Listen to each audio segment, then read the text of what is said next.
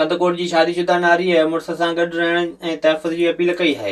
उमेर असांजी मीडिया अॻियां ॿुधाईंदे चयो त उहो मुड़स असगर अली भुट्टो सां ख़ुशि ज़िंदगी गुज़ारे पई। हुन चयो त वालिदेन पारां निकाह टोड़ाए ॿिए हंधि विकिरो करण लाइ मुड़स ऐं संदसि ख़ानदान ख़िलाफ़ कूड़ा केस दाख़िल कया विया आहिनि। नारी अपील कई त खेनि तहफ़ुज़ ॾेई कूड़ा केस ख़तमु कया वञनि। कोटड़ीअ जी कची आबादी वारे इलाइक़े पोपट ॻोठ में समाजी तंज़ीम तरफ़ां स्कूल में ॿारनि जो चेकअप कयो वियो।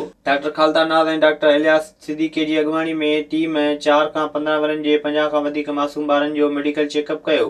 डॉक्टरनि जो चवणु आहे त काफ़ी ॿारनि में रत जी खोट, चमड़ीअ जी बीमारी, ॾंदनि जी कमज़ोरी ऐं ॿिया मसइला मौजूदु आहिनि। डॉक्टरनि जो चवणु हो त वालिदेन खे ॿारनि जी सिहत ते ध्यानु ॾियणु घुरिजे। कुंभ भरिसां केलनि जे बाग़ मां नौजवान जो लाश हथु कयो वियो। कोटनूर बोज़दार भरिसां केलनि जे बाग़ मां नौजवान आसिफ अली पंयार जो गोलियूं लॻल लाश मिलियो। इतला ते पुलिस पहुची लाश तहवील में वठी वारसनि हवाले कयो।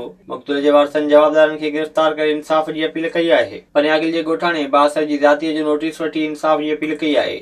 पोरियत रुस्तम शेख एहतिजाज कंदे चयो त माजिदशाह ॻोठ में बासर खेनि अझा ठाहिण न पियो ॾे। हुन चयो त बासर माजिदशाह घर ठाहिण ते खेनि पुलिस तां तशदुद कराए थो। ॻोठाणे अपील कई त बासर ख़िलाफ़ कार्रवाई करे खेनि तहफ़ुज़ फराहम कयो वञे। पखे वेझो तेज़ रफ़्तार मुसाफ़िर कोच जे टकर जे नतीजे में मोटरसाइकिल सवार हयाती विञाए वेठो।